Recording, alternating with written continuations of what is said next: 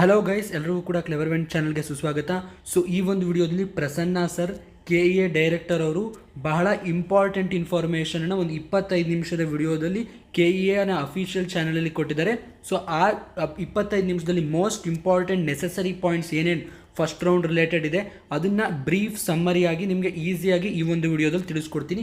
ಬಹಳ ಇಂಪಾರ್ಟೆಂಟ್ ಆಗಿರುತ್ತೆ. So first ಬಂದ್ಬಿಟ್ಟು ಹೊಸ ಆಪ್ಷನ್ಸನ್ನು ಆ್ಯಡ್ ಮಾಡ್ಬೋದು. ಸೊ ಯಾರ ಸೀಟ್ ಅಲಾಟ್ ಆಗಿಲ್ಲ ಅಂತ ಹೇಳ್ಬಿಟ್ಟು ತುಂಬ ತಲೆ ಕೆಡಿಸ್ಕೊತಾ ಇದ್ದಾರೆ ಸ್ಟೂಡೆಂಟ್ಸು, ಅವ್ರಿಗೆ ಗುಡ್ ನ್ಯೂಸ್ ಇದು. ಯಾಕಪ್ಪ ಅಂತಂದರೆ ನೀವು ಇವಾಗ ಬೇರೆ ಸೀಟ್ ಅಲಾಟ್ ಆಗಿರೋ ಸ್ಟೂಡೆಂಟ್ಸ್ಗೆ ಹೊಸ ಆಪ್ಷನ್ಸನ್ನು ಆ್ಯಡ್ ಮಾಡೋದಕ್ಕಾಗೋದಿಲ್ಲ, ಬಟ್ ನೀವು ಹೊಸ ಆಪ್ಷನ್ಸನ್ನು ಆ್ಯಡ್ ಮಾಡ್ಬೋದು.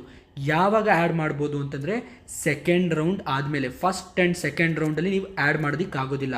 ಓನ್ಲಿ ಥರ್ಡ್ ರೌಂಡ್ಗಿನ ಮುಂಚೆ ಆಪ್ಷನ್ ಎಂಟ್ರಿ ಇದಕ್ಕೆ ಬಿಡ್ತಾರಲ್ಲ ಎಡಿಟಿಂಗ್ಗೆ, ಅಂಥ ಟೈಮ್ನಲ್ಲಿ ನೀವು ಹೊಸ ಆಪ್ಷನ್ಸನ್ನು ಆ್ಯಡ್ ಮಾಡ್ಬೋದು. ಹೊಸ ಆಪ್ಷನ್ಸ್ ಅಂದರೆ ಯಾವುದನ್ನು ಬೇಕಾದ್ರೂ ಆ್ಯಡ್ ಮಾಡ್ಬೋದಾ ಅಂದರೆ ಇಲ್ಲ. ನೀವು ಸೀಟ್ ಮ್ಯಾಟ್ರಿಕ್ಸ್ ಕೊಡ್ತಾರೆ ಅವಾಗ ಸೆಕೆಂಡ್ ರೌಂಡ್ ಆದಮೇಲಿಂದ ಥರ್ಡ್ ರೌಂಡ್ಗೆ. ಸೊ ಆ ಸೀಟ್ ಮ್ಯಾಟ್ರಿಕ್ಸಲ್ಲಿ ಯಾವುದಾದ್ರು ಆಪ್ಷನ್ಸ್ ಇದೆ ಅದರಲ್ಲಿ ನೋಡ್ಕೊಂಡು ನೀವು ಆ್ಯಡನ್ನು ಮಾಡ್ತಾ ಬರ್ಬೋದು. ಸೊ ಹಾಗಾಗಿ ನಿಮಗೆ ಸೀಟ್ ಸಿಕ್ಕುವಂಥ ಚಾನ್ಸಸ್ ಇನ್ನೂ ಇನ್ಕ್ರೀಸ್ ಆಗುತ್ತೆ. ರಿಮೆಂಬರ್, ಇದು ಯಾರು ಸೀಟ್ ಅಲಾಟ್ ಆಗಿಲ್ಲ ಆ ಸ್ಟೂಡೆಂಟ್ಸಿಗೆ ಮಾತ್ರ, ಅದು ಸೆಕೆಂಡ್ ರೌಂಡ್ ಆದಮೇಲೆ ಥರ್ಡ್ ರೌಂಡ್ಗಿಂತ ಮುಂಚೆ. ಸೊ ಇದು ಫಸ್ಟ್ ಪಾಯಿಂಟ್ ಆಗಿತ್ತು. Second and the most important, flexibility in choice 3 and 4. ಪ್ರತಿ ವರ್ಷ ಇದಕ್ಕಿಂತ ಮುಂಚಿನ ವರ್ಷಗಳಲ್ಲಿ ಏನಾಗ್ತಿತ್ತಪ್ಪ ಅಂದರೆ ಚಾಯ್ಸ್ ಎಂಟ್ರಿ ನೀವು ಮಾಡ್ತೀರಿ, ಒಂದು ಸತಿ ಯಾವ್ದಾದ್ರು ಒಂದು ಚಾಯ್ಸ್ ಸೆಲೆಕ್ಟ್ ಮಾಡಿದ್ರೆ ಫೈನಲ್, ಅದನ್ನು ನೀವು ಏನೇ ಆದರೂ ಚೇಂಜ್ ಮಾಡೋಕ್ಕಾಗ್ತಿದ್ದಿಲ್ಲ. ಬಟ್ ಈ ಸತಿ ಚೇಂಜ್ ಮಾಡೋದಕ್ಕೆ ಅವಕಾಶ ಕೊಟ್ಟಿದ್ದಾರೆ. ಯಾವ್ಯಾವ ಚಾಯ್ಸಿಗೆ ಅಂದರೆ ಕೇವಲ ಚಾಯ್ಸ್ 3 ಮತ್ತು ಚಾಯ್ಸ್ 4. ಹಾಗಾದರೆ ಚೇಂಜ್ ಮಾಡೋಕ್ಕೆ ಯಾವ ಅವಕಾಶ ಕೊಟ್ಟಿದ್ದಾರೆ ಅಂತಂದರೆ ನೋಡಿ, ಚಾಯ್ಸ್ 3 ಮತ್ತು ಚಾಯ್ಸ್ 4ಅನ್ನು ಕೆಲವು ಸ್ಟೂಡೆಂಟ್ಸು ಮಿಸ್ಸಾಗಿ ಸೆಲೆಕ್ಟ್ ಮಾಡೋದು, ಅಥವಾ ಬೇರೆ ಸೈಬರಿಗೆ ಕೊಟ್ಟು ಅವ್ರು ಸೆಲೆಕ್ಟ್ ಮಾಡಿಬಿಡೋದು, ಸೊ ಬೇರೆಯವ್ರು ಸೆಲೆಕ್ಟ್ ಮಾಡೋದು, ಈ ರೀತಿ ತಪ್ಪುಗಳಾಗ್ತಿತ್ತು. ಸೊ ಚಾಯ್ಸ್ ಎಂಟ್ರಿ ತುಂಬ ಇಂಪಾರ್ಟೆಂಟ್ ಆಗಿರೋದ್ರಿಂದ ಎಸ್ಪೆಷಲಿ ಚಾಯ್ಸ್ 3ನಲ್ಲಿ ನಿಮ್ಮ ಸೀಟ್ ಹೋಗುತ್ತೆ, ಚಾಯ್ಸ್ 4ನಲ್ಲಿ ಕೌನ್ಸಿಲಿಂಗಿಂದನೇ ಎಕ್ಸಿಟ್ ಆಗ್ತೀರಾ. ಸೊ ಹಾಗಾಗಿ ಈ ತಪ್ಪು ಆಗಬಾರ್ದು ಅಂತ ಹೇಳ್ಬಿಟ್ಟು ನೀವು ಚೇಂಜ್ ಮಾಡ್ಕೊಳ್ಳೋಕೆ ಟೈಮ್ ಕೊಡ್ತಾರೆ. ಯಾವಾಗ ಟೈಮ್ ಕೊಡ್ತಾರೆ ಅಂದರೆ ನೀವು ಲಾಸ್ಟ್ ಡೇಟ್ ಏನು ಕೊಟ್ಟಿರ್ತಾರೆ ನೋಡಿ, ಅದಕ್ಕಿಂತ ಮುಂಚೆ ಯಾವಾಗ ಬೇಕಾದ್ರೂ ಚೇಂಜ್ ಮಾಡ್ಕೊಬೋದು. ಸೊ ಚೇಂಜ್ ಮಾಡ್ಕೊಬೋದು ಅಂದರೆ ಹೆಂಗೆ ಅಂತ ನೀವು ಕೇಳಿದ್ರೆ, ಎಕ್ಸಾಂಪಲ್ ಯಾವುದೋ ಒಂದು ಸ್ಟೂಡೆಂಟು ಚಾಯ್ಸ್ 4ನ ಸೆಲೆಕ್ಟ್ ಮಾಡಿ ಫಸ್ಟು ಎಕ್ಸಿಟ್ ಆಗಿರ್ಬೋದು, ಆಮೇಲೆ ಮತ್ತೆ ಬೇಕಾದ್ರೆ ಆ ಸ್ಟೂಡೆಂಟು ಲಾಸ್ಟ್ ಡೇಟ್ಗಿನ ಮುಂಚೆ ಚಾಯ್ಸ್ 1ನ ಸೆಲೆಕ್ಟ್ ಮಾಡಿಕೊಂಡು ಅಲಾಟ್ ಆಗಿರೋ ಸೀಟ್ಗೆ ಅಡ್ಮಿಷನ್ಗೆ ಕೂಡ ಹೋಗ್ಬೋದು. ಸೊ ಹಾಗಾಗಿ ನೀವು ಚಾಯ್ಸ್ ಫ್ಲೆಕ್ಸಿಬಿಲಿಟಿ ನಿಮಗೆ ಅವೈಲೇಬಲ್ ಇದೆ. ಚಾಯ್ಸ್ 3ನವರು ಚೇಂಜ್ ಮಾಡ್ಬೋದು, ಚಾಯ್ಸ್ 4ನವರು ಚೇಂಜ್ ಮಾಡ್ಬೋದು, ಬಟ್ ಯಾವುದೇ ಕಾರಣಕ್ಕೂ ಕೂಡ ಚಾಯ್ಸ್ 1 and 2 ಚೇಂಜ್ ಆಗೋದಿಲ್ಲ. ಸೊ ಇದು ಕೇವಲ ಚಾಯ್ಸ್ 3 and 4ಗೆ ಮಾತ್ರ ಅಪ್ಲಿಕೇಬಲ್ ಇರುತ್ತೆ. ಸೊ ಇದು ಸೆಕೆಂಡ್ ಪಾಯಿಂಟ್ ಆಯಿತು. ಥರ್ಡ್ ಪಾಯಿಂಟ್ಗೆ ಹೋಗೋಕ್ಕಿಂತ ಮುಂಚೆ ನಮ್ಮ ಕ್ಲೆವರ್ ವೆಂಟ್ ಚಾನಲ್ನ ಸಬ್ಸ್ಕ್ರೈಬ್ ಮಾಡ್ಕೊಳ್ಳಿ, ಜೊತೆಗೆ ಹೈಪ್ ಅನ್ನೋ ಬಟನ್ನ ಕ್ಲಿಕ್ ಮಾಡಿ. ನಮ್ಮ ಚಾನಲ್ನ ರೀಚ್ ಇನ್ಕ್ರೀಸ್ ಆಗುತ್ತೆ, ಇನ್ನೂ ಬಹಳಷ್ಟು ಜನ ಸ್ಟೂಡೆಂಟ್ಸ್ಗೆ ಈ ಒಂದು ಮಾಹಿತಿ ತಲುಪ್ತಾ ಬರುತ್ತೆ. ಸೊ ನೆಕ್ಸ್ಟ್ ಪಾಯಿಂಟಿಗೆ ಬರೋಣ. Third point, sufficient time for admission. So ಸರ್ರೇ ಹೇಳಿದ್ದಾರೆ, ಪ್ರಸನ್ನ ಸರು, ಅಟ್ಲೀಸ್ಟ್ 7 ದಿನನಾದರೂ ಕೊಟ್ಟೇ ಕೊಡ್ತಾರೆ. ಯಾಕೆಂದರೆ MCC ಕೌನ್ಸಿಲಿಂಗ್ ಅದೆಲ್ಲ ಕೂಡ ಇರೋದ್ರಿಂದ ಗಮನ ಇಟ್ಕೊಂಡು ಅವರು ಕೂಡ ಅಡ್ಮಿಷನಿಗೆ ಟೈಮ್ ಕೊಡಬೇಕು. ಸೊ ಹಾಗಾಗಿ ಮಿನಿಮಮ್ 7 days ಟೈಮ್ ಕೊಡಿದ್ರು. ಸೊ ಹಾಗಾಗಿ ನಿಮಗೆ ಸಫಿಷಿಯಂಟ್ ಟೈಮ್ ಇರುತ್ತೆ. ಚಾಯ್ಸ್ 1 ಸೆಲೆಕ್ಟ್ ಮಾಡೋರಿಗೆ ಆರಾಮಾಗಿ ಹೋಗಿ ನೀವು ಕಾಲೇಜ್ಗೆ ಅಡ್ಮಿಷನ್ ಆಗ್ಬೋದು.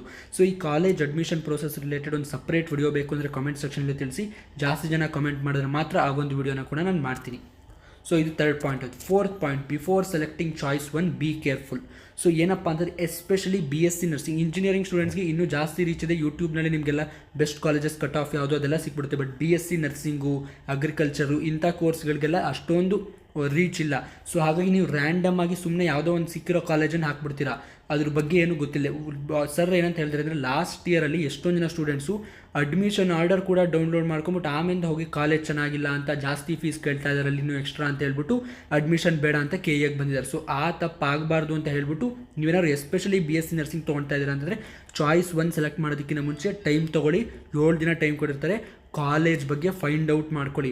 ಫೈಂಡ್ ಔಟ್ ಮಾಡ್ಕೊಂಡು ಆಮೇಲೆ ಜಾಯ್ನ್ ಆಗಿ. ಸುಮ್ಮನೆ ಚಾಯ್ಸ್ 1 ಸೆಲೆಕ್ಟ್ ಮಾಡಿಬಿಟ್ಟು ಚಲನ್ ಡೌನ್ಲೋಡ್ ಮಾಡಿಬಿಟ್ಟು ಅಡ್ಮಿಷನ್ ಆರ್ಡರ್ ಡೌನ್ಲೋಡ್ ಮಾಡಿಬಿಟ್ಟು ಆಮೇಲೆ KEAಗೆ ಹೋಗಿ ನೀವು ನಮಗೆ ಕಾಲೇಜ್ ಬೇಡ ಅಂದರೆ ಆಗೋದಿಲ್ಲ, ಫೈನ್ ಕಟ್ಟಬೇಕಾಗುತ್ತೆ. ಸೊ ಹಾಗಾಗಿ ಆ ರೀತಿ ತಪ್ಪನ್ನು ಮಾಡ್ಕೊಳ್ಳೋಕೆ ಹೋಗಬೇಡಿ.